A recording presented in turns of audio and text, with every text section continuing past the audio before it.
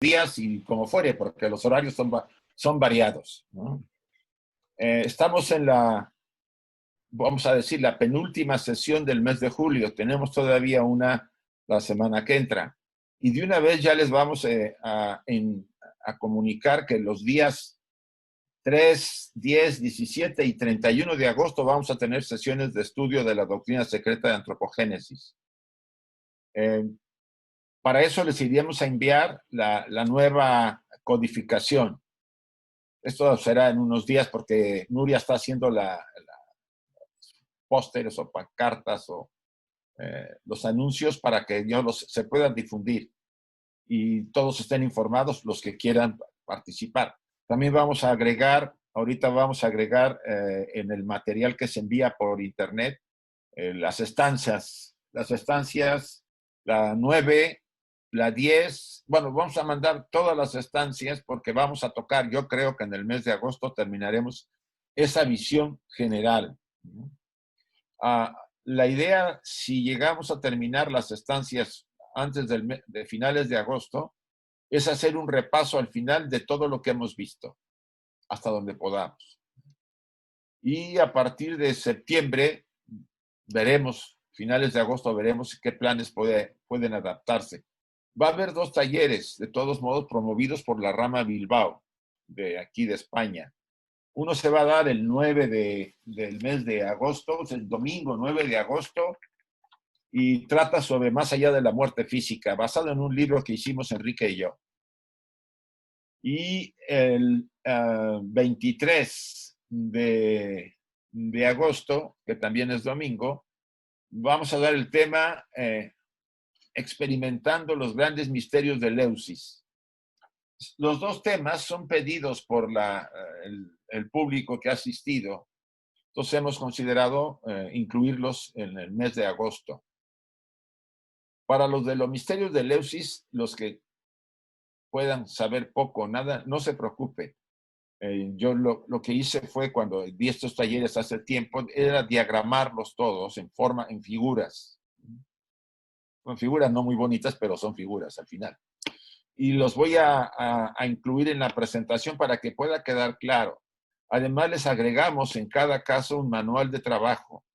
Y ahora sí me gustaría, después de vamos a decir, casi 2 horas de presentación, ver las dudas o cuestiones que puedan haber quedado cuando el manual ustedes lo empezaron a completar.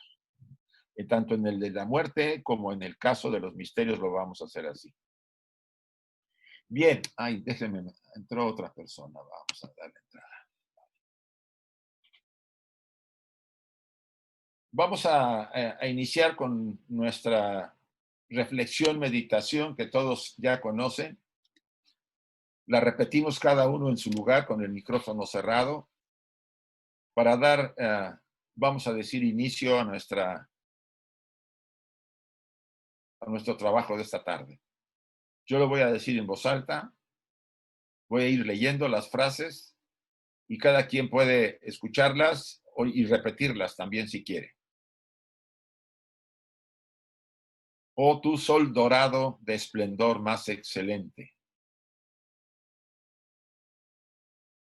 Ilumina nuestros corazones y llena nuestras mentes.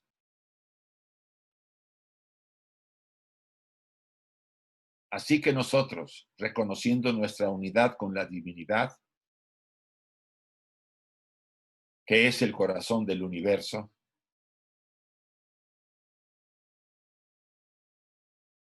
pueda ver el camino ante nuestros pies y llevarlo a esos distantes objetivos de perfección estimulados por tu propia luz radiante. Así sea. Bien. En esta ocasión, bueno, ya saben, los que no hayan estado en alguna otra de los estudios que hacemos, se presentan varias láminas, se abre el micrófono para las dudas que pudieran haber, comentarios, colaboraciones, etcétera. ¿Sí? Traten de no hablar al mismo tiempo, vamos a decir, no se abuse de la palabra para dar tiempo a que otros puedan preguntar, etcétera. No es difícil, se va uno acostumbrando. Yo he ido aprendiendo esto más o menos. Al principio, la primera y segunda sesión fue la locura porque no sabíamos casi nadie cómo manejarlo, pero bueno, ahora vamos poco a poco. En esta ocasión hice un pequeño resumen de la sesión anterior. Si veo necesario, lo voy a ir haciendo cada ocasión para repetirlo y les quede claro más o menos algunas de las ideas que tratamos en la sesión del 13 de julio, que son las siguientes. Bien, bueno, antes de empezar, aunque sea repetible, pero no me importa, esto es producto de los estudios como estudiantes de teosofía, significa que estamos compartiendo lo que estudiamos, no damos cátedra, sino colaboramos, compartimos. Puede haber puntos de vista diferentes a lo que se comenta, porque se hacen comentarios a la enseñanza, y están en todo su derecho porque se defiende mucho la libertad de pensamiento en la sociedad teosófica. Es uno de los principios, una de las columnas más importantes de sostén que tiene. Aquí no hay dogmatismos, no se impone a nadie a nada, aunque a veces el dogmatismo es una condición interna personal. Y a veces las personas, porque el dogmatismo te da seguridad, ¿no? Si yo tengo una estructura mental más o menos clara y considero que está muy bien, yo me aferro a ella porque me da confianza y seguridad. Y me cierro a nuevas posibilidades y a nuevas enseñanzas. Eso es dogmatizar, pero bueno, no tratamos de dogmatizar, aunque recuerden que la palabra dogma significa opinión. El problema fue cuando era en la época en la filosofía es una opinión más, pero una opinión no es la verdad, es mi opinión y mi verdad en ese momento que puede cambiar a medida que yo estudio, a medida que yo me abro, a medida que yo voy experimentando. Entonces, no nos cerremos, como lo dijimos la vez pasada. Hay algunas ideas que Madame Blavatsky presenta que pueden ser difíciles para algunos de entender o de aceptar. Déjenlas por ahí, ¿vale? No vamos a entrar a la discusión. Pero estemos abiertos. Y si alguien de plano dice, yo no estoy de acuerdo, pues no estás de acuerdo, es todo tu derecho, ¿sí? Es una de las grandes elementos que hay en la sociedad teosófica, esa libertad, ese disentir. Y no ser impuestos una manera de ver las cosas solamente y obsesionar a la gente para decir, ¿lo ves así o lo ves así? No va por ahí. Bien, entonces, por eso quise hacer este pequeño resumen de los puntos que vimos, muy general, el 13 de julio. El primero, para recordarles, los animales al principio de la cuarta ronda, o sea, los que ya entraron con la primera raza, son producidos por los restos de la rueda anterior, o sea, de la ronda anterior, de la tercera ronda, ¿sí? Recuerden el pasaje, dice, con los sobrantes, elementos, polvos, etcétera, etcétera, de la tercera ronda. La Tierra en la cuarta ronda, al inicio del proceso de la vida, generó animales, ¿sí? No mamíferos, ¿sí? Porque los mamíferos, dice, fueron producto de la evolución posterior al hombre. Una de las cosas que cuesta, y de veras que sí yo pienso que necesitaremos cierta reflexión profunda con el tiempo, es que el hombre, ahora sí que cuando se dice que el hombre es la medida de todas las cosas, a partir del hombre se genera todo lo que hay, en cierto sentido, en nuestra cuarta ronda, en nuestra cuarta oportunidad para ser humanos. Después de él vienen los mamíferos. Y hay una esloca que vamos a ver, que son los comentarios de uno de los maestros de sabiduría, no sé cuál, pero es uno de ellos, y van a ver ustedes cómo trata el tema de la mezcla que hubo al principio del origen de la raza humana, en la tercera raza raíz, donde más hubo mezclas entre humanos y animales, etcétera, etcétera. Bueno, ya lo veremos. El punto muerto a la mitad de la cuarta raza. La cuarta raza es la raza Atlante. Y recuerden que a partir de la mitad de la cuarta raza, ese sumirse del espíritu en la materia hace el movimiento de ascender.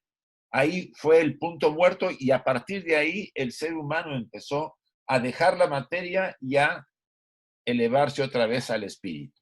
Por eso esta quinta raza es más espiritual que la cuarta, menos densa, ¿sí? Más, y vamos a ir así perdiendo densidad material, como dice el siguiente punto.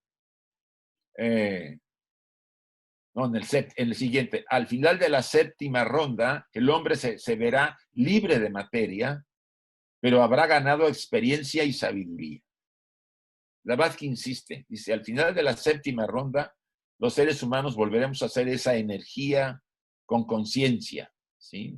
Así es que ella menciona que brillarán los cuerpos como el sol, ¿no? Una intensidad, porque es lo que hay luz, energía luminosa en nuestra estructura.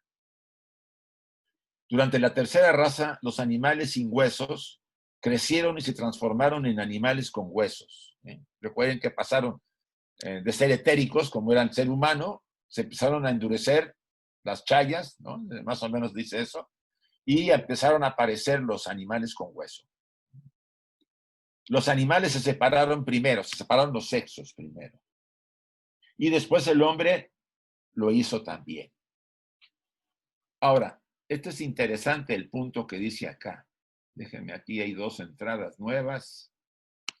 Dice, el hombre sin la chispa de manas, o sea, de la mente, tomó enormes animales hembras, y obvio, fecundó, y de ellos se engendró la llamada raza muda. La raza muda. Dice, así cayó el pecado en las razas sin mente, pero sobre todo en la jerarquía que no había querido darles la mente en último momento porque todavía estaban imperfectos. Ellos fueron obligados a darles la mente. Más adelante volveremos a tocar un poco ese tema. Es un repaso general de lo que habíamos visto en la sesión anterior y voy a estar haciéndolo en las siguientes sesiones, además de que podamos tener algunas, voy a abrir más tarde para que si hay alguna duda sobre esta parte podamos tocarla en este caso. Bien, este fue el repaso general.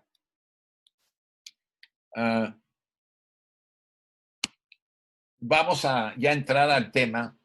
Estamos hablando desde la página, déjenme ver, aquí la tenía yo anotada, de la 211 a la 220 vamos a estudiar hoy.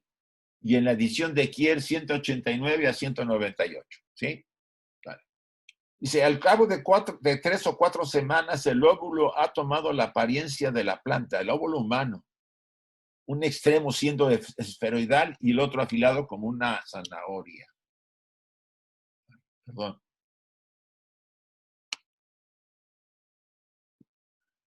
En la disección se ve que se compone como una cebolla de láminas o envolturas muy delicadas que encierran un líquido.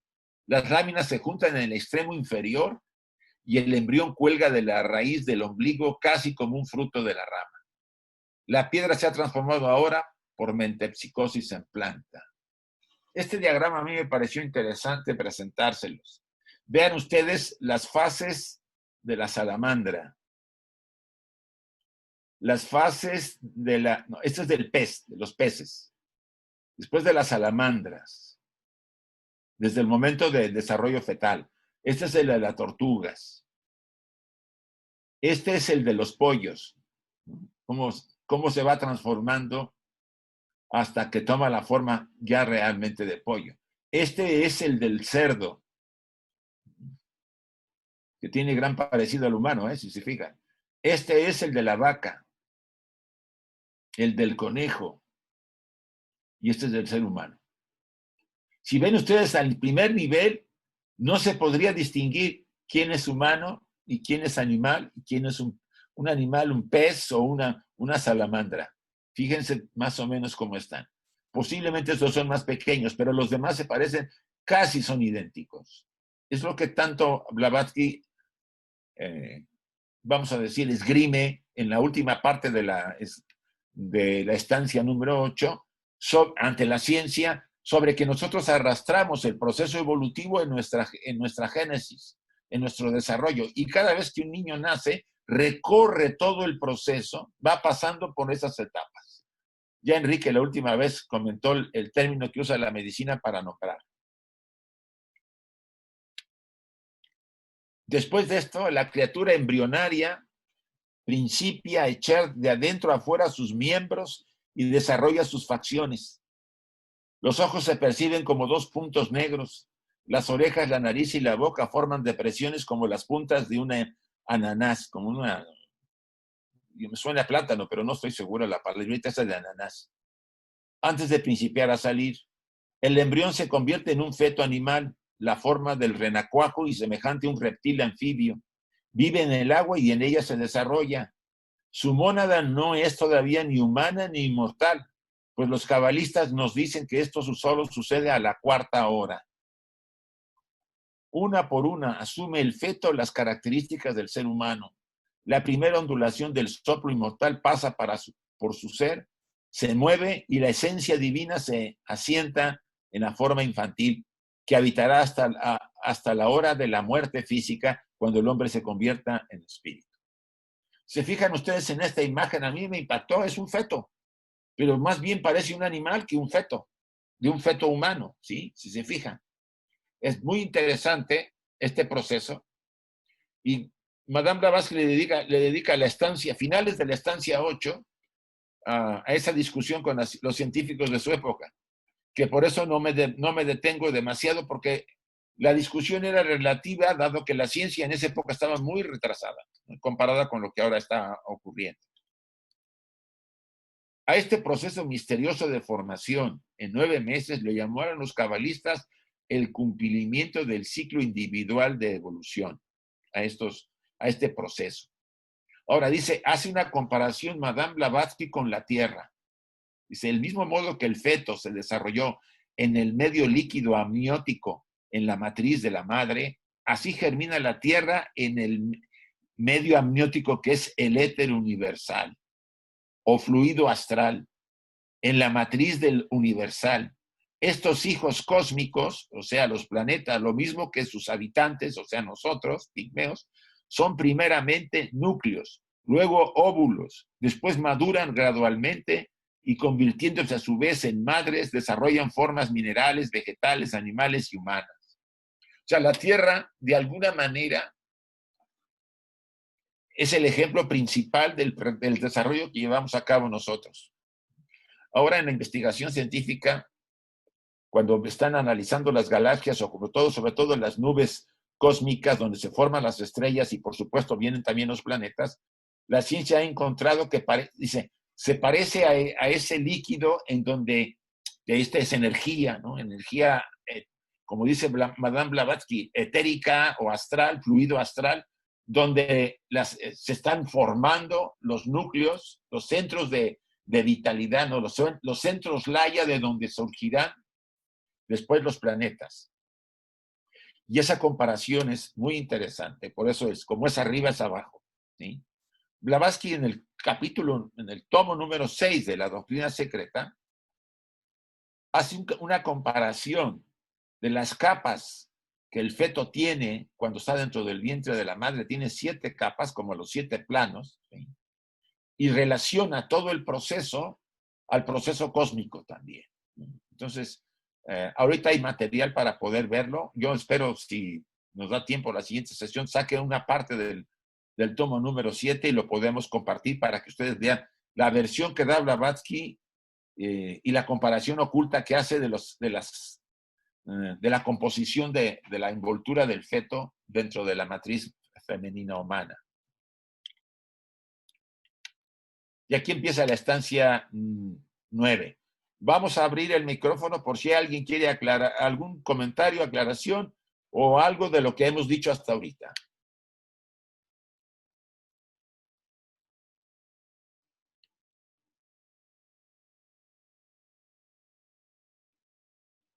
Ay, caray, qué bien.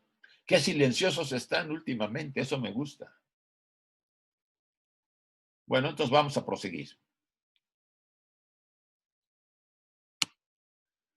La 9, la evolución final del hombre. En realidad todavía nos falta la 10, y creo que nos faltan otras dos, pero bueno. Dice, viendo lo cual, o sea, las jerarquías que nos dieron la mente, los manasaputras, que no habían construido hombres, lloraron diciendo, fíjense, los amanasa significan los sin mente, manas es mente, y amanasa significa sin mente, o sea, los humanos que había todavía, en que no habían ellos entrado porque lo estaban imperfectos, dicen, han profanado nuestras mansiones futuras. Esto es karma, o sea, ellos se envuelven en karma por haber esperado más tiempo a que evolucionaran más esas formas. Habitemos en las otras, enseñémosle mejor para evitar males mayores, y así lo hicieron. Entonces todos los hombres fueron dotados de manas. Vieron ellos el pecado de los sin mente. Esto es interesante porque finalmente, a pesar de que esta jerarquía que había alcanzado ese nivel, que tenía la mente para poder darla, aunque estaba sujeto a la ley kármica, pero estaba muy, muy desarrollada, esa decisión fue una equivocación. Ellos esperaban que evolucionara más esa parte de los humanos todavía muy limitados. ¿Y los humanos qué hicieron? Pues vieron que los animales se mezclaban, se unían y los imitaron. Primero entre ellos. No, entre ellos no podían. ¿Por qué?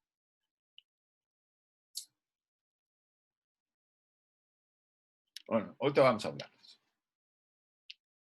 Y entonces, ¿qué pasó? Pues al mezclarse con los animales, ellos vieron a las hembras, esa hembra que ya vimos en la sesión anterior, y se mezclaron con ella.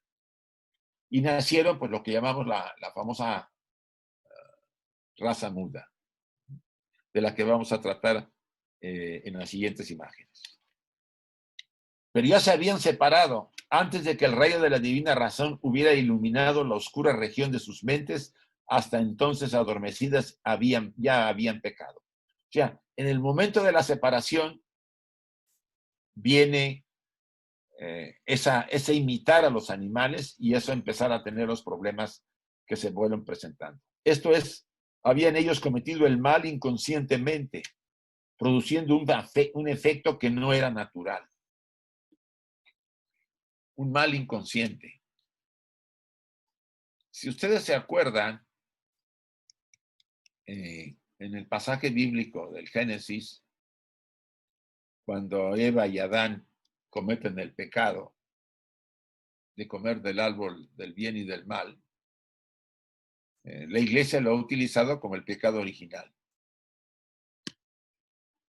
Yo a veces me he preguntado, amén de que no pueden haber sido responsables porque no tenían la mente despierta, esas eran razas humanas. Ahí está hablando de hasta la tercera raza raíz, ¿no? Con Adán y Eva simbólicamente. ¿Pueden ser responsables a alguien que no tenga mente? Ustedes pueden hacer responsable a un niño de 2 o 3 años, a pesar de que tenga una mente muy limitada, de que ve la pistola de su papá en la mesa, en la cama, se pone a jugar y le pega un tiro a su hermano y lo mata.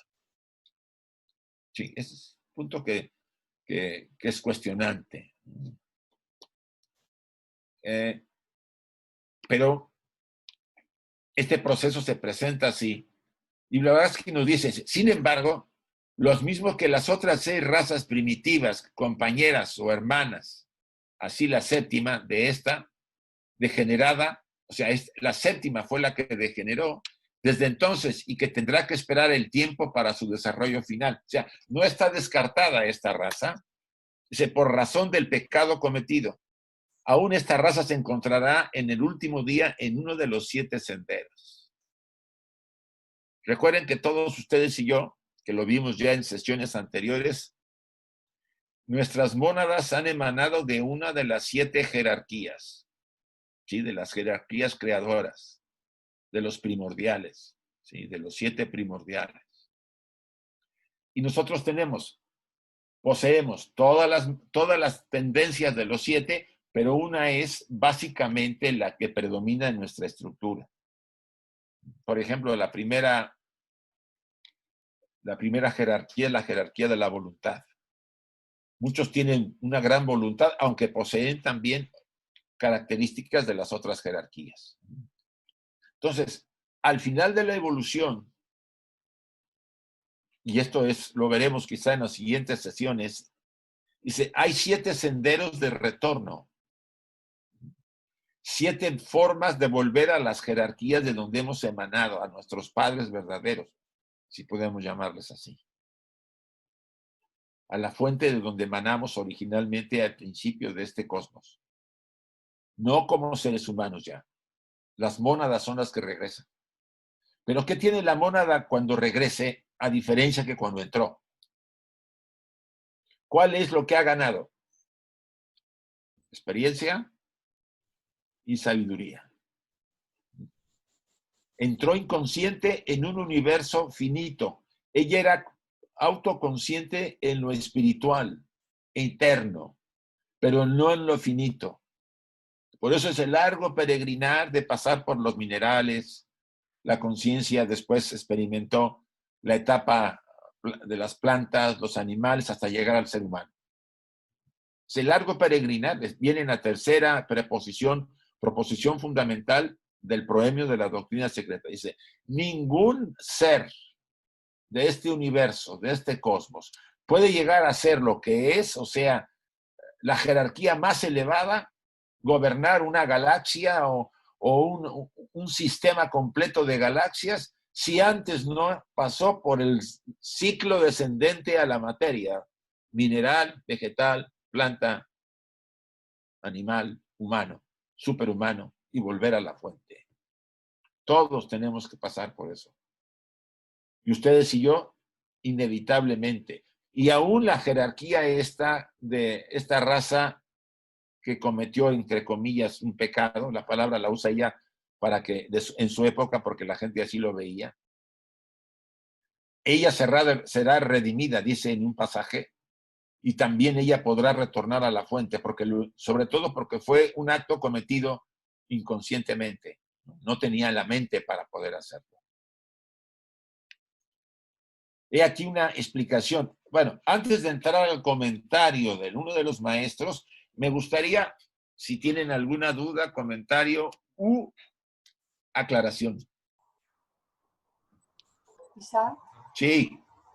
Sí, mira, como estos días estuvimos repasando el tema de karma, de la obra de Blavatsky y de las cartas Mahatma, etcétera. Solo era de la obra de ella.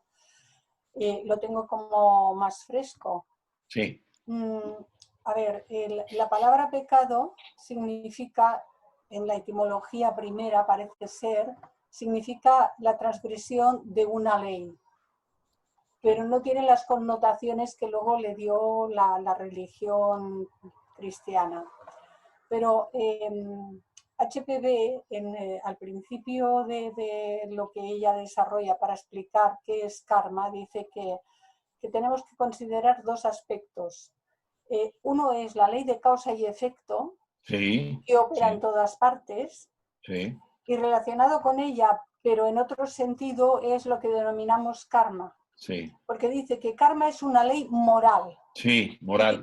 Y que no puede haber karma si se trata de individuos que no tienen una mente para proyectar qué hacer o qué no hacer. Están movidos por otro tipo de energías, pero no tienen mente, ¿no? Dice, no puede haber karma donde no hay mente. Sí, porque no hay intención, etcétera, Exacto. etcétera. Es lo que está diciendo aquí en las diapositivas que tú estás presentando. Sí. A ver, ¿hubo una transgresión de una ley universal? Sí. Sí.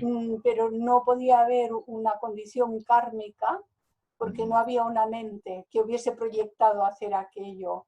Sí. Y en cambio sí, que como eran causas, tuvieron sus efectos, sin duda, Sí. porque eso es universal. Exacto. Muy bien esta aclaración. A mí me parece que viene a disipar cualquier duda. Recuerden, una cosa es la ley de causa y efecto y una cosa es la ley kármica, que es moral. Aunque parecen ser diferentes, son lo mismo, pero ambas se dedican a diferentes líneas, vamos a llamarlo así. Y como dice Clarisa, sí violaron una ley de causa y efecto, pero no moral. ¿Por qué no moral? Porque primero no había mente. Y si no hay mente, no hay personalidad, no hay ego personal. Recuerden lo que nos dijo Blavatsky, lo que nos hace a nosotros seres humanos es la mente. No es que la mónada no sea lo que nos hace la humanidad, pero es la mente. Vale. Muy bien. Gracias. Yo tengo una pregunta, Isaac. Sí. Si evolucionamos las plantas, animales y el hombre, ¿por qué dices que hay algunos animales, al menos, que fueron después del hombre? Eso no lo entiendo muy bien. Los mamíferos. Sí. Ellos vienen después del hombre, no los animales anteriores a él. O sea, que son esa clase de animales solamente. Sí, pues son animales que son, dice el pasaje, animales formados, y porque eran tan etéricos como era el hombre hasta la tercera raza. Animales formados con los sobrantes de la ronda anterior, de los humanos y animales de la tercera ronda. Cuando esos sobrantes están ahí, la tierra los utiliza para hacer nuevas formas de animales para la cuarta ronda. La naturaleza lo utiliza. O sea, era un tipo de animal, vamos a decirlo así, no mamífero. Eso es la gran diferencia está entre el hombre que en ese momento ni era mamífero, ni era ni siquiera andrógino porque no tenía sexo, no tenía nada, la primera raza. Eso apareció a finales de la segunda. Y hasta la tercera raza, que ya se había empezado a consolidar y a solidificar, empezaron a ver una serie de variantes de formas de reproducción. El hombre pasó de la androginia a la bisexualidad, al hermafroditismo, a la reproducción por sudoración, por huevo. O sea, imagínense, como dice Blavatsky, la gran cantidad de versiones que hubieron para reproducirse hasta la primera mitad de la tercera raza raíz. Dice ella, es un misterio esa gran raza. A partir de la mitad que se recibe la mente, empiezan entonces a haber variantes en la reproducción.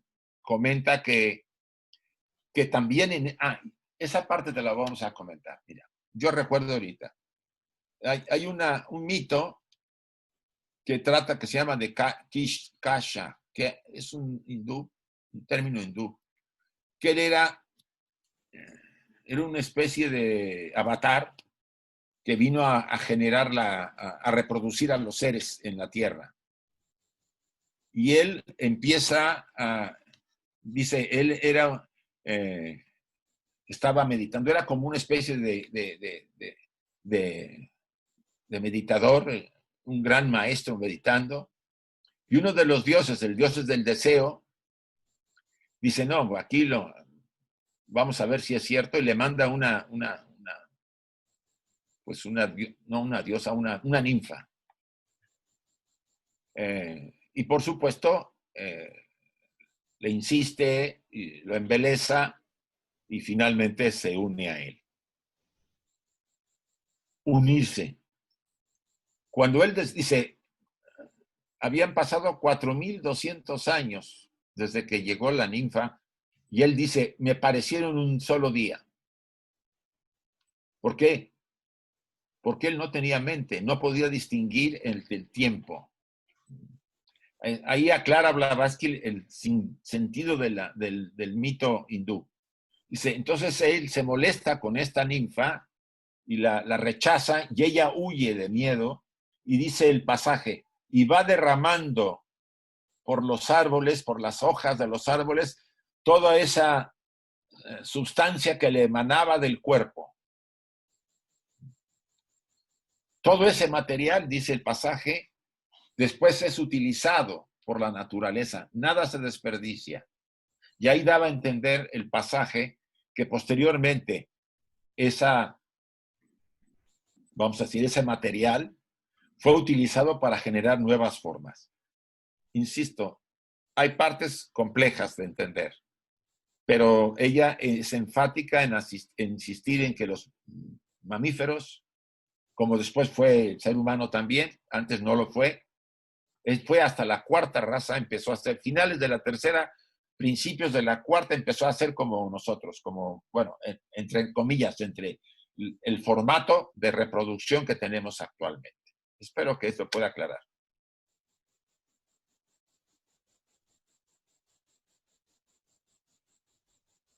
¿Alguna otra duda? Vale. Pues vamos a proseguir. Aquí va a iniciar un comentario largo de la famosa caída. Y aquí creo que puede aclararse mucho en parte esta pregunta final que se hizo. Dice, en el periodo inicial de la cuarta evolución del hombre, o sea, la cuarta ronda, cuando empezó todo, cuando éramos todavía etéricos, primera raza, el reino humano se ramificó en varias y diversas direcciones.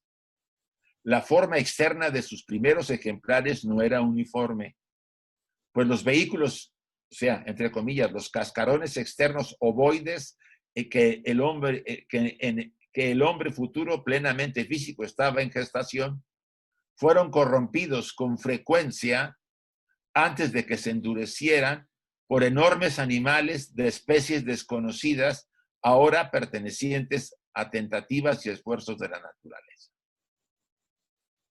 O sea, desde el principio hubo mucha corrupción en el proceso, ¿sí? Los estados de gestación.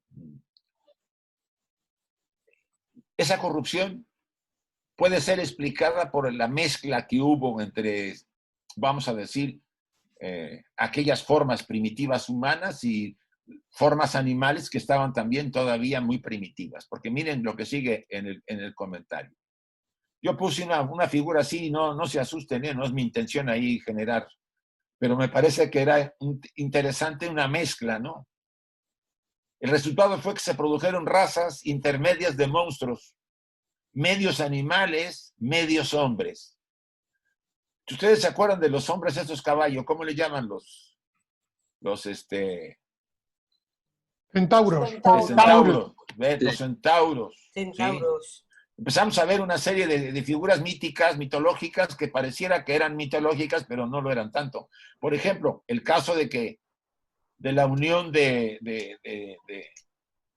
Zeus con Leda, ¿se acuerdan? El mito de Leda y Zeus, que se disfraza o se hace pasar por un cisne, y tiene relaciones con Leda, y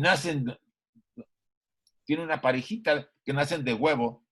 Eso está hablando de la raza que nacieron por huevo, de la tercera raza raíz. Ese mito trata de eso. Isaac, perdona, Carmen César me dice que le des la entrada. Vamos a darle la entrada a Carmen César. Déjenme ver, porque yo acá tenía a todos escondidos. Ah, sí, hay varios, miren. Está Félix. Ahí no está Carmen.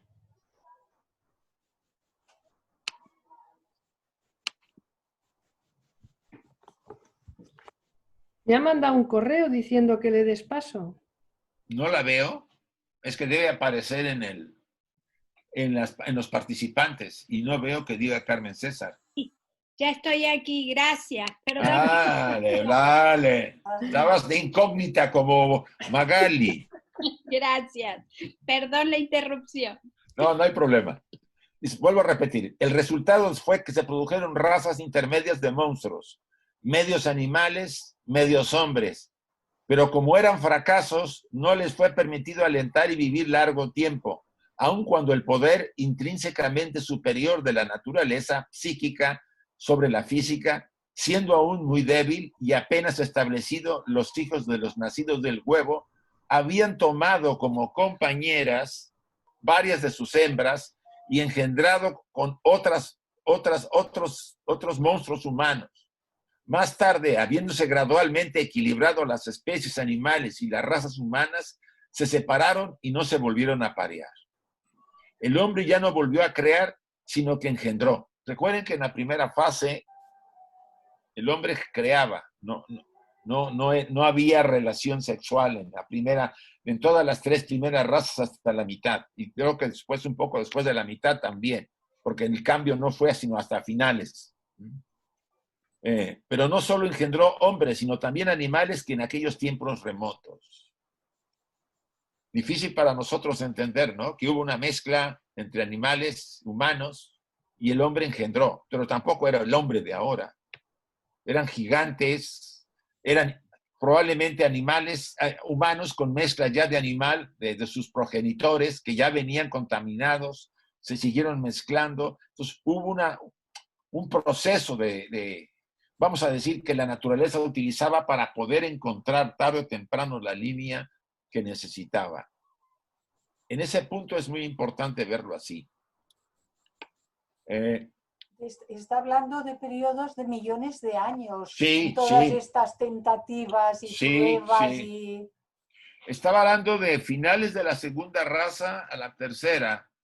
Y eso te estoy hablando de millones y millones de años para que este proceso se fuera, vamos a decir, asentando. ¿Sí? Como como el comentario más o menos dice lo siguiente. Todavía no termina.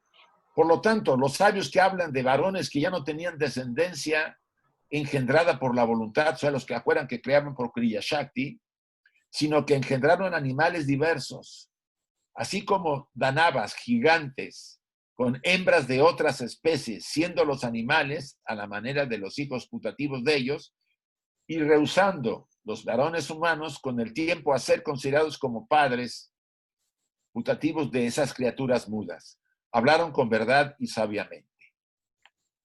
O sea, tomen la idea general.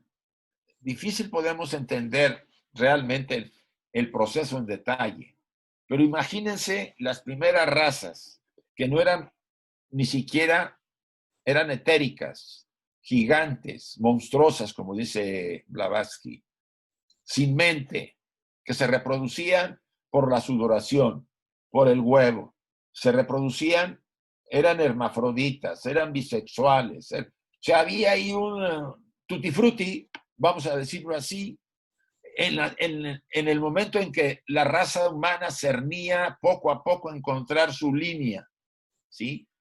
Ajustarse a las leyes antes de que la jerarquía nos diera la mente. Nos da la mente, pero ya se habían cometido los errores que se cometieron, como dice Blavatsky, ya se había pecado, aunque Clarisa lo aclaró muy bien. ¿Qué pasó? Pues que el movimiento no fue de 1 o 2 años, fueron miles de años para que este proceso empezara a depurarse, a cambiar, a irse asentando, ¿sí? Empezaron los hombres a no mezclarse con los animales. Aunque es sorprendente que en esta época de repente se oyen noticias de que hay personas que se mezclan con animales, ¿sí? Pero bueno, es una cosa muy excepcional. Entonces, poco a poco fue separándose vamos a decir, esta relación hasta llegar, pues, no puedo negar que entrada la cuarta raza todavía podría haber habido algo, porque la raza Atlante tuvo lo suyo, ¿sí? Fue la época más densa de nuestra naturaleza material. Fue cuando el espíritu fue poseído por la materia casi totalmente, y ahí pudieron haber, aunque no hemos entrado a la estancia que es la siguiente de la raza Atlante, ahí pudieron haber pasado también algunas cosas que aquí se están conectando. Viendo esto... Una cosa. Sí. Hola, Isaac. No, sí. Que los humanos se sigan mezclando uniendo con animales, seguramente hasta hoy día sigue pasando. Sí. Lo que es cierto es que la doctrina secreta ya lo dice, que en esta época la naturaleza misma fue la que impidió que la unión de hombres con animales pudiera procrear. Sí. O sea, que ya las especies no se pueden mezclar entre sí. Sí. Ahora, el problema está ahorita, y eso lo comentamos ya en alguna ocasión, en la ingeniería genética. Tú sabes que han estado metiéndole a los genes de un cerdo, genes humanos, ¿sí? O sea, están empezando a hacer experimentos que no conocemos, porque eso salió apenas porque los chinos pues, lo soltaron. Entonces, es cierto, no hay ya esa reproducción tradicional, pero no sabemos lo que se esté haciendo a espaldas de la humanidad en la ciencia, con esos objetivos de encontrar nuevas vías o descubrir nuevas cosas. Pero bueno, hagamos a un lado ese apartado. Dice, por lo tanto, los sabios que hablan de varones que ya no tenían descendencia engendrada por la voluntad, sino que engendraron animales diversos, así como gigantes con hembras de otras especies, siendo los animales a la manera de hijos putativos de ellos y rehusando los varones humanos con el tiempo a ser considerados como padres putativos de estas criaturas. Hablaron con verdad y sabiamente. Viendo esto, este estado de cosas, los reyes y señores de las últimas razas, de la tercera raza y de la cuarta, vean que todavía la cuarta también hubo algo de ello, pusieron el sello de la prohibición sobre estas relaciones pecaminosas. Estas intervenían en el karma, desarrollaban un nuevo karma. Ellos, los reyes divinos, que estuvieron sobre todo a finales de la tercera y gran parte de la cuarta, o por lo menos en las primeras subrazas de la cuarta, castigaron con la esterilidad a los culpables, lo que decía Ramón. Destruyeron ellos las razas rojas y azules. En otros comentarios leemos, ahí había otro comentario. Aún en tiempos posteriores había hombres animales de caras rojas y azules, no por el comercio carnal efectivo entre especie humana y animal, sino por la descendencia de los que antes habían mezclado y después pues traían esa, vamos a decir, ese elemento en su genética, ¿no? de tener elementos animales dentro de la genética que ellos ya tenían. Bien, ¿algún comentario hasta acá?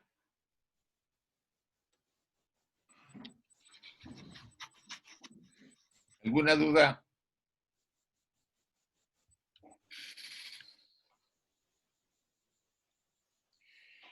Los verdaderos antropoides, aquí menciona los catirrinos y los plantirrinos de Haeckel, los investigadores de aquella época, vinieron mucho más tarde en los últimos tiempos de los atlantes. El orangután, el gorila, el chimpancé y el cinocéfalo son las últimas evoluciones puramente físicas de los mamíferos antropoides inferiores. Poseen en sí una chispa de la esencia puramente humana. Por otra parte, el hombre no tiene ninguna gota de sangre pitecoide. Esto es muy, muy importante. No tenemos ni gota de sangre de los pitecoides, o sea, de lo que es lo que Darwin insiste tanto de la que venimos, en sus venas. Así lo manifiesta la antigua sabiduría y la tradición universal. Entonces, este punto es muy válido que nos quedara claro. Por un lado, están, vamos a llamarlo así, las seis razas, las seis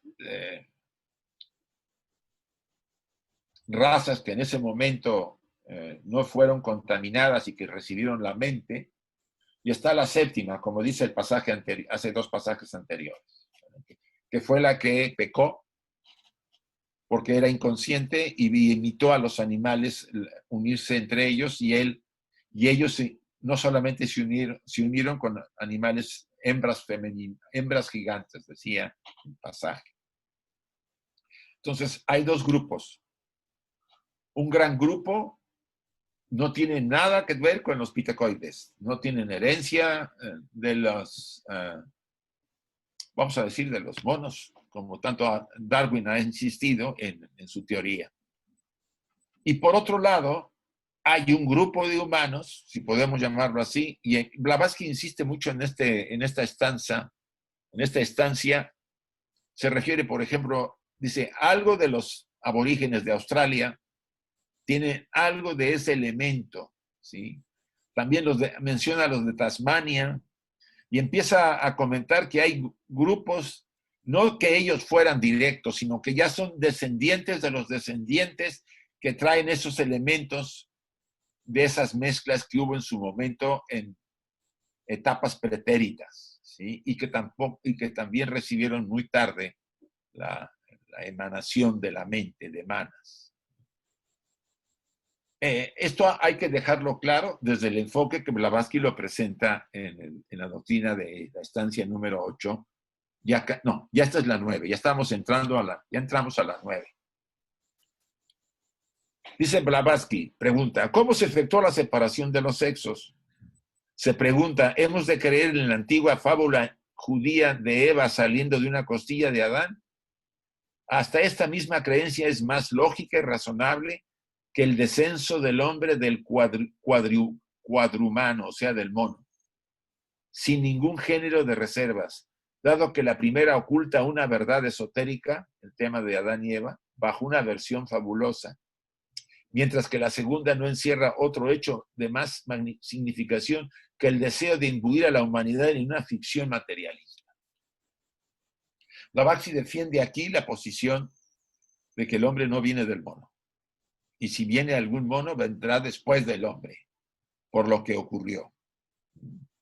O por lo menos tendrá algún elemento. Es lo que más o menos da a entender en algunos comentarios así aislados.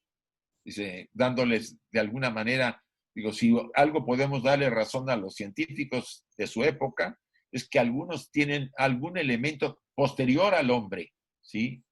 Ellos vinieron después del hombre, por las mezclas con animales.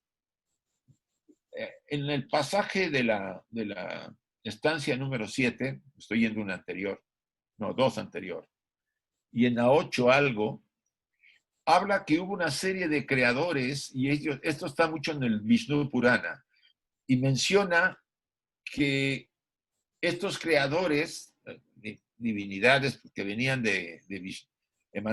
eran hijos de Brahma, y ellos habían ido a generar vida a la tierra, algunos de ellos generaron animales, o sea, produjeron animales, crearon animales por Kriya Shakti, no por reproducción.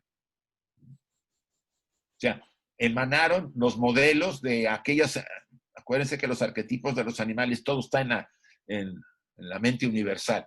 Generaron animales de varios tipos por Kriya Shakti. Entonces, lo interesante de todo esto es que dice después, la costilla es el hueso, y cuando leemos en el Génesis que Eva fue hecha de una costilla, solo significa que la raza con huesos fue producida de una raza inferior que era sin huesos. Principios de la tercera raza, finales de la segunda, principios de la tercera. De alguna manera, Eva, que ya vimos en su momento, no se separa de Adán, se produce la primera hermafrodita, ¿sí? El hombre poseía lo femenino y lo masculino integrado en su cuerpo y tenía el miembro masculino y el miembro femenino. Esta es una enseñanza esotérica extraordinariamente esparcida y casi universal bajo diversas formas. Entonces, ¿qué pasa en el pasaje bíblico? Pues que está ocultando todo el proceso. ¿Por qué? Porque era la forma en que antiguamente se ocultaban las enseñanzas profundas para el neófito, para el que leía una obra y no debía desentrañar los secretos porque no tenía ni la preparación ni había pasado por las condiciones necesarias para poder saber las claves. Entonces, ya se había comentado que en el pasaje bíblico del capítulo 1 al 5 está todo cambiado. Y no es nada raro que en esta aclaración que hace Blavatsky de que la costilla, cuando se la saca en Adán, significa que ya se empieza a formar las primeras razas con huesos, o sea, se empieza a endurecer. Porque antes de que, recuerden que para poder sacarle a Eva, duerme Jehová o los Elohim duermen a Adán, ¿sí? ¿Qué significa que estaba dormido? Pues que todas las razas, la primera, segunda y tercera, no tenían mente, entonces estaban dormidas, sin conciencia. Es lo que también explica Blavatsky. Está oculto también esa parte. Y ella lo refrenda con otros mitos que hay relacionados con muchos de los caldeos, porque dice que mucho de que la literatura judía está muy relacionada con la estancia de los judíos entre los caldeos, ahí cuando estuvieron ¿cómo se llamaba la ciudad esta que se llevó a Nabucodonosor? Se llevó a los judíos ahí, los tuvo de esclavos. ¿No? Babilonia, los tuvo de esclavos un buen rato, varios siglos, creo que 2 siglos. Entonces, podemos entender que está cifrada la enseñanza en la literatura bíblica, como están en otros libros, como el Vishnu Purana, que lo mismo dice Blavatsky, que tiene muchos velos para que no lo entienda cualquiera. Ya era el estilo antiguo de transmitir la enseñanza para que el neófito no se diera cuenta si no cumplía las condiciones. Entonces, ella dice que es mejor este tema, es mejor este mito de Eva que la famosa superchería que quieren los científicos al hacer que nosotros vengamos del mono, ¿sí? Que es una visión materialista. Es concepto que Blavatsky defendió muchísimo en su época, porque en su época vivía Darwin. Estamos hablando del siglo XIX, finales del siglo XIX, mediados y finales. Entonces, era época en que ella estaba enterada, salió el libro y se causó revuelo y ella defendió mucho la posición oculta. Preguntas, chicos. Qué bueno, esta sesión me está encantando. No hay preguntas. Ni siquiera me dicen que me equivoqué con una imagen. Isaac, yo tengo una pregunta. A ver. Bueno, aquí dices que de Adán y Eva y de cómo salió. ¿Y con Lilith en qué momento aparece, que fue la primera esposa de Adán? Ah, mira, eso me lo enseñó, nos los comentó Carmen. A ver, Carmen, tú eres la especialista en Lilith. Bueno, Lilith también representa parte de esas razas. No hay que verlo como la esposa de Adán.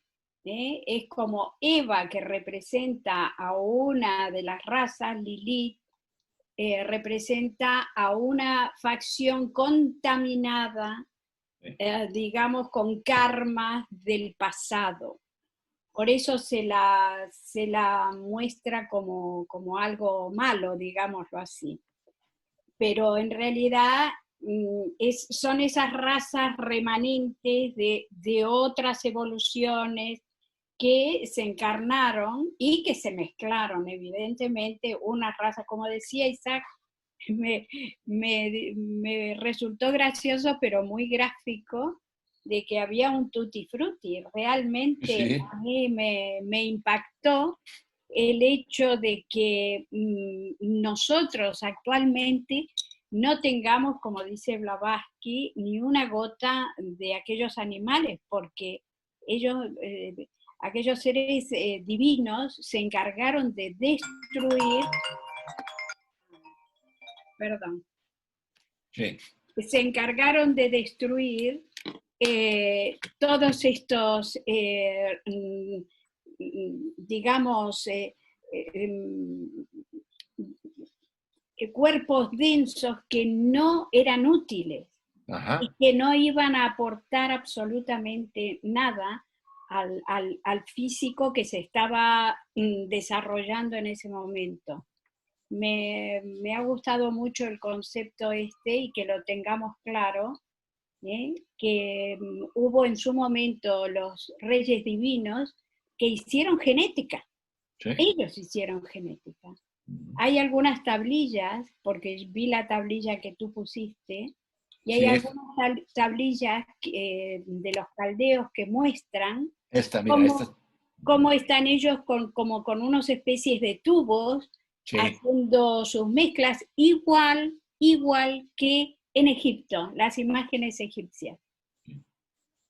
Y para terminar y aclarar finalmente lo de las escrituras, realmente Blavatsky dice que en realidad no fue Moisés el que escribiera el Pentateuco y toda esta historia, sino que fue un tal Esdras, pero se le atribuye a Moisés, y que son historias recopiladas de Caldea y de Egipto. Es que ahí hay como una especie de mezcla, que obviamente dice, ni siquiera en los Puranas tampoco terminan de decir la verdad. Sí, y dice, continúa diciendo Blavatsky, es el lector el que tiene que completar el saber los misterios. El puzzle. O sea, que aquí nosotros estamos haciendo ese trabajo. Sí. Sí, fíjate que Sí. tienes toda la razón en este sentido. Yo de la investigación que siempre hice, sobre todo de Egipto, por muchos años, y lo comparaba con la tradición tibetana y después me metía con la tradición maya en México y volvía con otros mitos, yo encontraba, primera, el que había hecho la versión de la historia, pues la había hecho según su interés, primera. O sea, hay una serie vamos a decir, de alteraciones. Primera, para ocultar. Segunda, el mito oculta a través mucho del símbolo. Entonces hay que saber descifrar eso. Y tercera, era la versión de aquel que había observado o de aquellos que habían observado ese proceso y que podría estar supeditado a muchos factores. Por eso a mí me interesan los comentarios que hacen el maestro con esto que ella menciona. Dice, era un experimento de la naturaleza, para no entrar a decir era así, era asado. Era un experimento para poder encontrar tarde o temprano la forma ideal para que vean lo que ha costado ser humano y que nosotros lo valoramos poco a veces, ¿sí? Porque cuando te suicidas estás valorando muy poco, aunque las razones sean otras, pero me refiero lo que ha hecho la naturaleza, las jerarquías divinas, el cosmos para poder darnos a nosotros las condiciones que tenemos, que esto es una, además de todo lo profundo que hay, es una máquina mágica el ser humano, ¿no? Los procesos que puede desarrollar, etcétera. Se ha llevado millones de años llegar a tener pues, una forma como la que tenemos. Entonces, y que no fue de golpe, como dice Carmen, no fue una decisión de una divinidad, hagan a los humanos, ya están hechos y punto. No. Entonces, Blavatsky dice, no somos más científicos que muchos de los científicos que quieren traernos todos de la parte más material de todo. Aquí no hay nada de ficción. Dice, es un proceso que la naturaleza siguió en ese momento, cuando la Tierra estaba en formación. Y las razas que vinieron, todas tuvieron un largo historial en otras rondas para poder llegar a lo que llegaron, para merecer ser humanos. O sea, tenemos un viaje hace mucho tiempo que venimos viajando. Y lo más probable es que todos nosotros venimos desde la época, yo pienso que la época de la segunda raza, la hiperbórea, porque es cuando más o menos empezó a definirlo. O sea, traemos en nuestra estructura miles de millones de experiencias y de vidas integradas en nuestra naturaleza. Somos lo que ese pasado ha habido en nosotros. Entonces, eso ya nos cambia la visión, no nos parece tan fantástico en un sentido que pudiera haber para algunos eso. Ahí no me parece nada fantástico, me parece más creíble esta versión y no la que venimos de los monos, perdonen, es mi opinión. Sí, perdona, Yo en quería relación... intervenir. ¿Puedo? Perdón. A ver, sí, Clarisa. En relación precisamente con todo esto que se está comentando, recuerdo un pasaje de HPB, de Blavatsky, lo que no recuerdo es dónde, que ella responde a preguntas que le están haciendo y dice, aquello que hizo que un ser humano sea humano nunca estuvo en el reino animal. Sí, eso. Es categórica cuando responde. Esto me llamó en su día, hace años, la atención muchísimo, porque dije, aquí hay una clave tremendísima, ¿no? Aquello que hizo que un ser humano sea humano nunca estuvo en el reino animal. Esto responde a lo que has dicho antes. En el ser humano no hay ni una gota de aquello que... Que aquí lo llama pitecoides. Sí. Aquí está. A ver, déjame ver. No, aquí está, en este está. Posee en sí una chispa. Dice, por otra parte, el hombre no tiene ni una gota de sangre pitecoide en sus venas. Así lo manifiesta la antigua sabiduría y la tradición universal. Este punto es importante que tengamos en cuenta, ¿sí? Sí, porque nos ubica, vamos a llamarlo así. Si se comprende muchas confusiones que todavía arrastran algunas personas o bastantes personas acerca de si yo la vida anterior fui el animal y fui un caballo y fui no sé qué y tal, que todo esto hay que desterrarlo porque no tiene nada que ver con el proceso humano, puramente humano. Sí. Bien. Había otra por ahí, alguien que quería preguntar también. Sí, yo quería, A ver. me estaba preguntando Sí. como en el momento actual en que estamos como raza humana, si nosotros somos instrumentos, en cierto modo, de la extinción de estas pequeñas razas residuales, tal como dice Madame Blavatsky, los de Tasmania o los pigmeos, y esto por un lado, es que son pequeños núcleos que parece que se terminan aquí, ¿no? Sí, ¿Y qué papel tendríamos? Y luego, a la inversa, desde el punto de vista científico y de manipulación genética, hasta qué punto también la humanidad, nosotros, tendríamos que ver con la mejora de la raza, no solo con otras cualidades, con obtener más, no sé, mejorar, en cierto modo, ¿no? Como la evolución está indicando. Mira, el potencial del ser humano es de un Dios. Y la ciencia que está desarrollando, no todavía, pero se supone, dice Blavatsky en un pasaje muy interesante también en la doctrina oculta, dice, en la sexta raza, la ciencia habrá alcanzado el nivel de volver a resucitar a las personas muertas. A ese nivel va a llegar. El problema no es la ciencia, el problema somos nosotros, que si no avanzamos en nuestro desarrollo, en nuestra evolución moral, ética, en paralelo, porque acuérdate que hay 3 evoluciones, la divina, la espiritual, la mental y la física. Si no vamos, por lo menos en la monádica y en la mental, más o menos igual o paralelamente, pues, corremos el riesgo de utilizar toda esa ciencia como ya se ha estado utilizando con el uso de la energía atómica, con las bombas, etcétera, para autodestruirnos. El crear con cambios genéticos seres, vamos a decir, ¿sabes para qué estaban pensando? Para hacer militares invencibles. Así, empezamos a usar cosas que no son justas para los que se quiere desarrollar la ciencia. ¿Por qué podemos hacerlo? Porque en el fondo somos esos dioses. Somos la 4ª jerarquía que encarnó. ¿Sí? Y tenemos el potencial, dormido todavía, qué bueno, aún no se desarrolla, porque la moral está por los suelos todavía para mí. Porque no se puede usar para poder manipular y controlar a la gente. Eso estamos hablando del lado oscuro. Entonces, si yo hago mejoras, y yo creo que podría mejorarse, evitar que niños nazcan enfermos o antes de que nazca el niño ver si tiene algún problema genético para corregirlo, incluso a la larga a lo mejor a la inteligencia, etcétera, etcétera.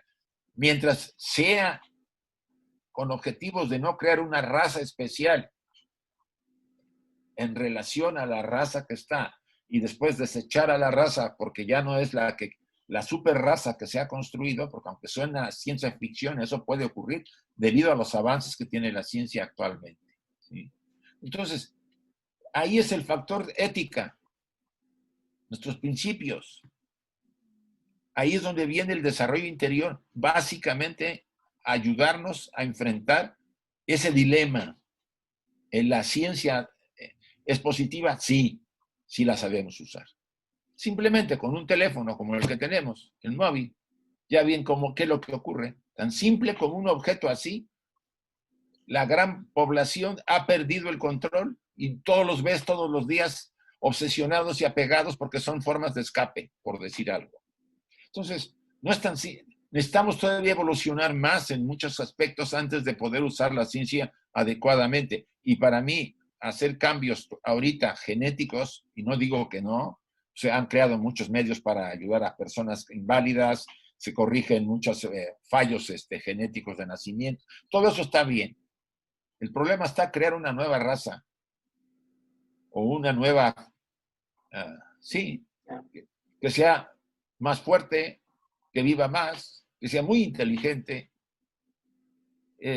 Lo más seguro que a nosotros que quedamos por ahí atrás, pues nos van a considerar como sus servidores y, o sea, ahí está el dilema para mí.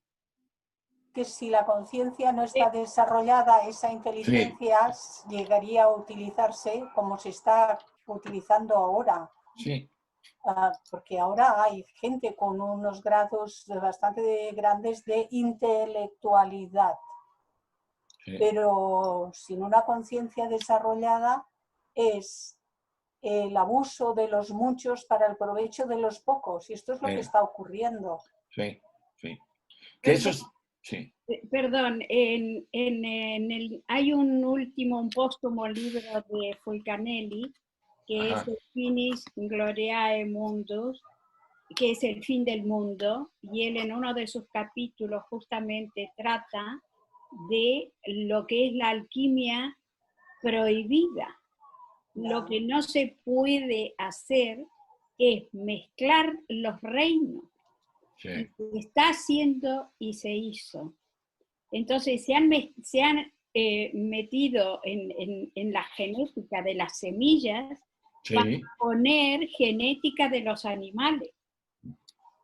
Eso se está haciendo ahora, ya hace años que se está haciendo. Y esto acarrea muchísimos problemas de los que tenemos ahora. Sí.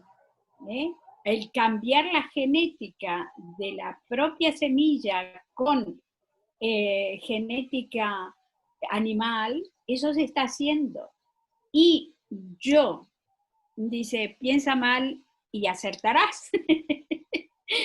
Piensa, desconfía y acertarás. Y yo desconfío mucho de los grandes gobiernos que ya estén haciendo genética humana. Sí. Porque esto es el poder, de las ansias de poder y de poder tener supremacía unos sobre otros, está, yo creo, como esto del COVID, que se les ha escapado. Sí. Vaya a saber por qué se les escapó, cómo fue y por qué. Y con qué sentido se estaba guardando un virus de este estilo. O sea que de la información profana, digamos así, conocemos poco, pero ya esto supongo yo que está previsto y por eso tenemos como consecuencia lo que estamos viviendo. Yo he oído, perdonad, que el virus el COVID, está modificado genéticamente a propósito y que es un plan del Club Bilderberg para fastidiar bastante a la humanidad. Estas son las teorías conspiranoicas.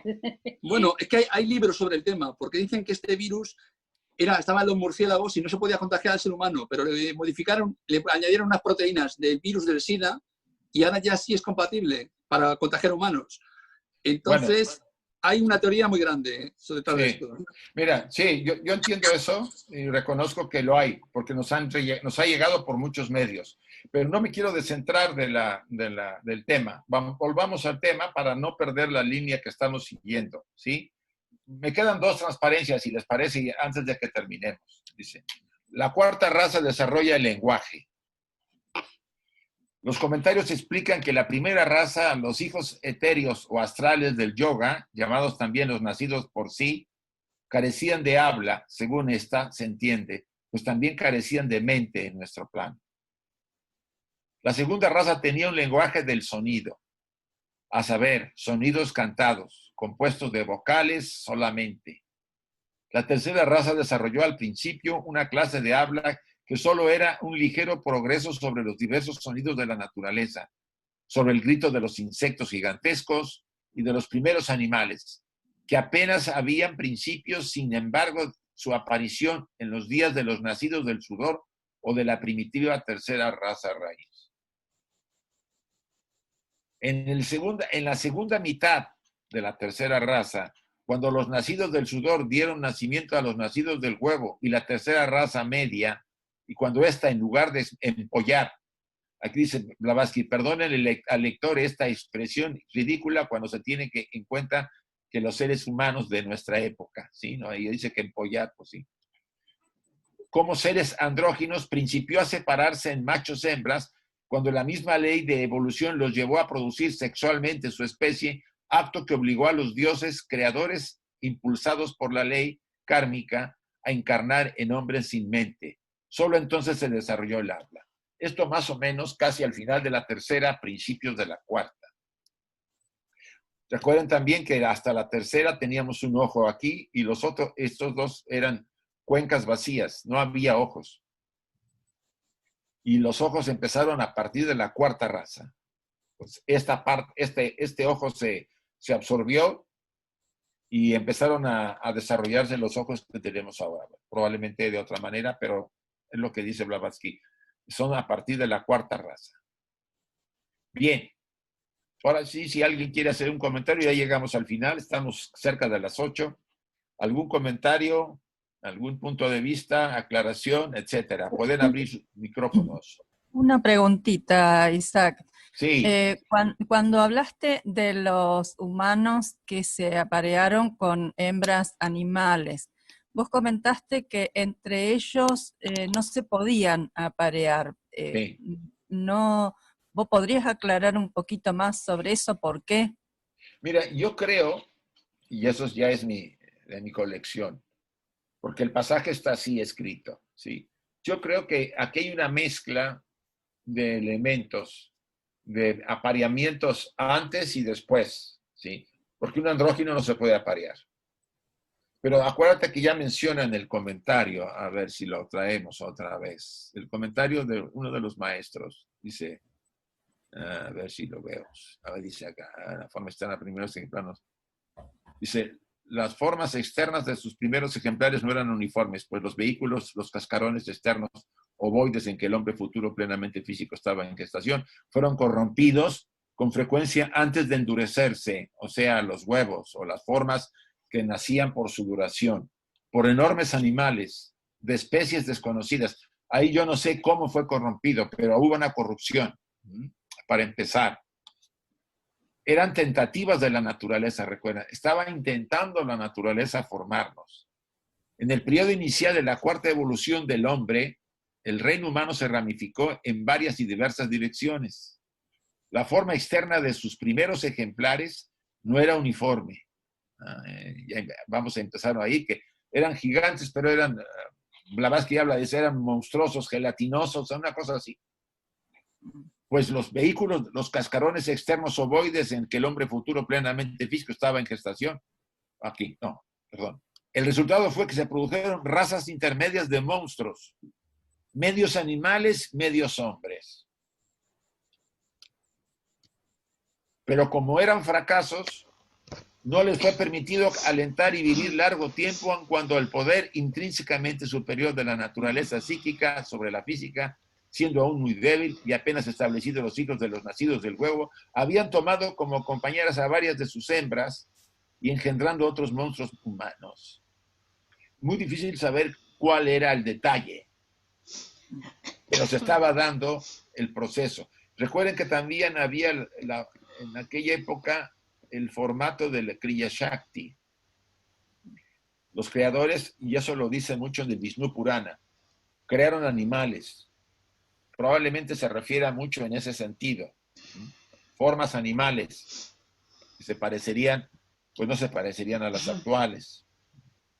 Por si puedo esto de alguna manera responderte. No sé si alguien quiere hacer un comentario de esto para aclarar más el tema. Yo quería decir algo. A ver, espera, Yoli, permíteme. Sí, sí. ¿Quién iba a hablar? No, gracias, te decía, nada más. Vale, Milce. Sí, Yoli, por favor. A ver, es un pensamiento mío que ya hace mucho tiempo que lo tengo. Hemos llegado al final del... ¿Cómo te voy a decir?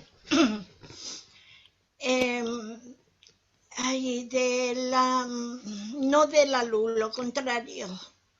Al final, ahora tenemos que ir subiendo. ¿Tú no crees que si no podemos, porque hay mucha oscuridad, en su tiempo vinieron los reyes divinos?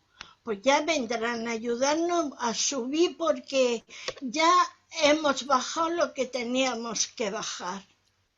Ya es hora que empecemos a pensar que tenemos que subir.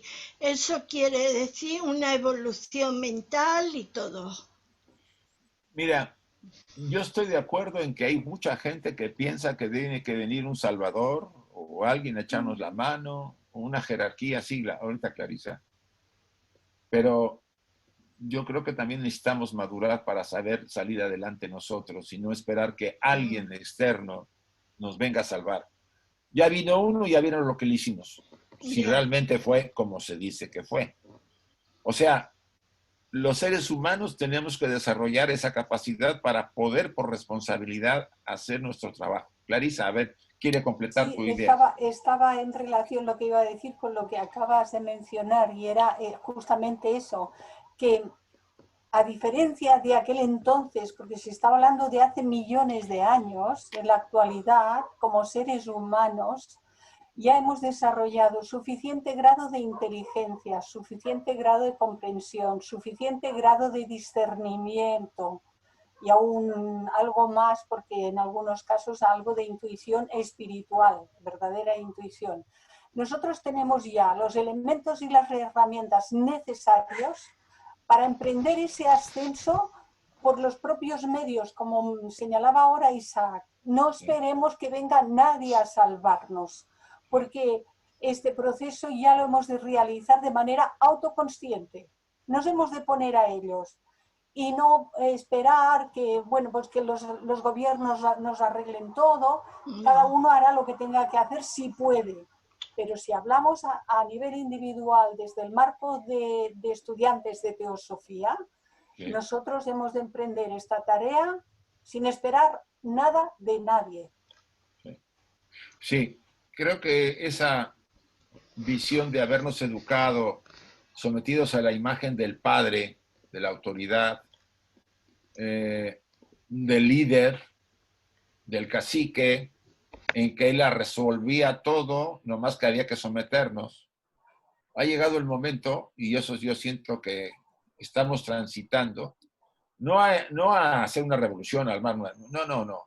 Hacer un cambio interior al grado de que seamos nosotros nuestros propios líderes, nuestros propios guías internos, porque la guía interior es la que vale. Dice incluso en el sendero, llega un momento en que esa parte interior, esa voz interior que todos tenemos en nuestra esencia divina, empieza a guiarnos. Ya no necesitamos un maestro afuera. Ese ser interior, que no tiene ni sexo ni característica particular, eso que está en nosotros, que es eterno, que es la eternidad, nos empieza a guiar en la vida. Nos empieza como le ocurría con Sócrates, ¿no? Le guiaba a su yo superior, le decía, era su guía. Eso no está nomás para un Sócrates, obvio. Hay que hacer un esfuerzo y un trabajo personal para poder despertar esa esencia. Pero en realidad no podemos estar esperando todo el tiempo la salvación de fuera. Yo no digo que no vengan a veces seres como el Buda o Cristo, porque la humanidad en general parece que olvida. Creo que es cuando vienen a renovar otra vez el conocimiento. Pero el trabajo de liberar, de realizarnos como seres divinos, es nuestro totalmente. Y si alguien nos echa la mano, pues será un consejo.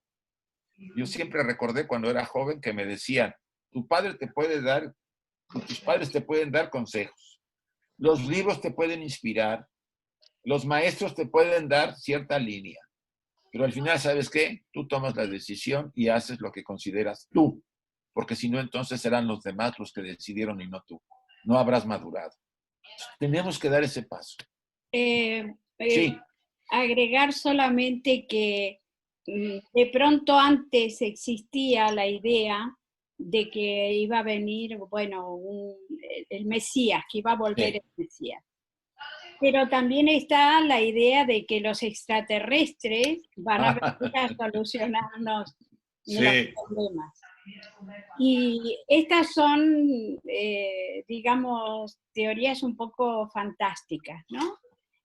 Todo depende de nosotros, pero también hay otro factor, y es que la gran jerarquía blanca está vigilando, está viendo absolutamente todo el proceso evolutivo, y si nos ponemos al borde del precipicio, como decía la hermana, esa oscuridad y esa negatividad, pues ellos también pueden hacer lo que hicieron con la Atlántida.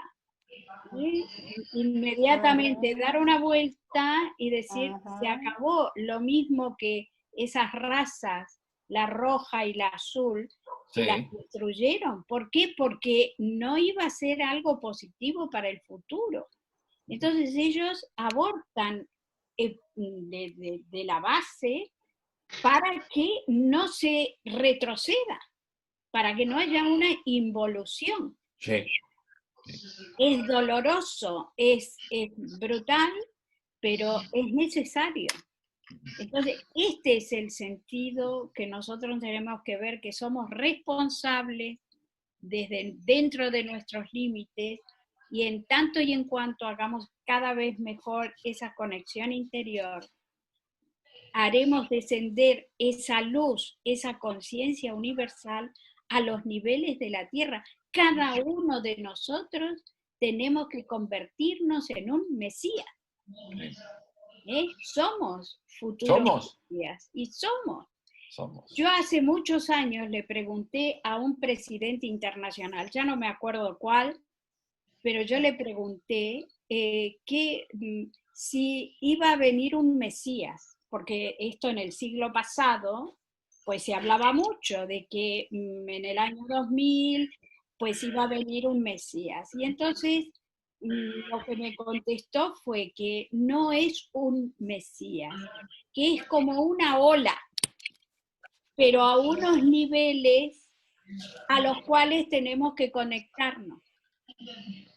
Esto ya es distinto, no es como el Mesías físico que viene a dar la parábola. Ahora con el Zoom, con Internet, esto sería impensable. Es una ola, pero a un nivel de conciencia superior. Muy bien, Carmen. ¿Alguien más quiere hacer el último comentario o pregunta para que terminemos? ¿Sí? Yo creo que hemos tenido una influencia por mucho que se ha enquistado en nosotros. Sí. Que se ha enquistado en nosotros y debemos irla sacando. Y ese trabajo que estamos haciendo a través de la Sociedad Teosófica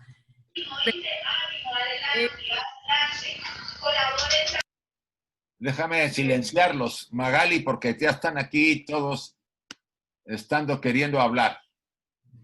Yo creo que el trabajo de la Sociedad Teosófica es, como dice Isaac en muchas de sus charlas, es darnos cuenta de darnos cuenta. Verdaderamente tenemos la confianza de saber quiénes somos. ¿Quiénes somos nosotros? Somos dioses en potencia, bañados de un barro bien pesado que tenemos nosotros que deshacernos de él. Y ese es el gran trabajo para poder alcanzar esa luz. De lo contrario, si no lo hacemos, nos vamos retrasando cada vez más. Hay una gran responsabilidad en cada uno de nosotros.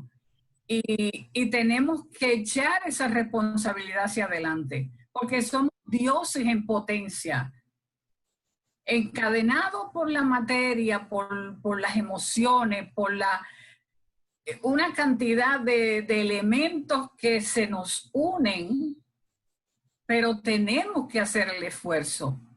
Y cada uno es responsable de ese gran esfuerzo para dar el empuje que la humanidad necesita. Sí. Confianza tenemos que tener de que eso va caminando. Ese era el aporte que quería hacerle. Creo que tu aporte más el de Clarisa y lo que han comentado algunos, me parece que podría ser el cierre de este trabajo que hicimos este día. Yo vuelvo a comentar lo que ayer hablamos cuando hicimos el seminario de los sueños. Si está en nuestras manos animar a alguien a que no se caiga simbólicamente, a que no pierda la esperanza, la fuerza, el ánimo en estos momentos que para muchos son de oscuridad, es nuestra responsabilidad, por lo menos a una persona. ¿Sí? No lo dejemos pasar si es que está en nuestras manos hacer ese trabajo. Es parte del trabajo de desarrollo interior. Y por lo demás, pues agradecerle a todos su asistencia. Llegamos más o menos a 80, buena asistencia. Para la semana que entra, para el próximo lunes, yo les mandaría, todavía sirven las claves que ustedes tienen para que entraron con esta, porque las que cambian son para el mes de agosto. Y el material, aquel que quiera los vídeos, porque me han estado pidiendo los vídeos. Yo siento que habría que escribirle a Nuria, porque yo me volveré loco. Ya he mandado a varios y no acabo de mandarle a todos. Entonces, mándenle a Nuria para estos vídeos que son de la rama. Lo que sí vamos a mandar nosotros me va a ayudar los hermanos de Rosario, son los vídeos que hicimos de los sueños ayer. Porque mucha gente lo está pidiendo porque entraron por Facebook y no se veían las imágenes. Que de paso les digo que estamos viendo la gestión para poder conectar Zoom con Facebook ya en los siguientes talleres. Y gracias a todos, gracias a los que participaron. Si hubiera alguna cosa en el camino, yo les informaría, mandaríamos los avisos y cerramos con la invocación si no tienen ustedes sin ningún otro punto. Cerremos nuestros ojos por un momento.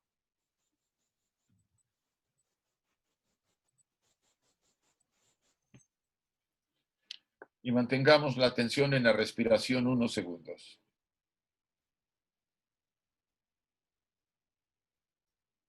Repitamos las frases que voy a mencionar, tratando de profundizar en su significado, después de que yo mencione cada una de ellas. Oh vida oculta que vibras en cada átomo. Oh luz oculta que brillas en cada criatura. Oh amor oculto que todo lo abarcas en la unidad. Que cada ser que se sienta uno contigo sepa, por lo tanto, que es uno con todos los demás.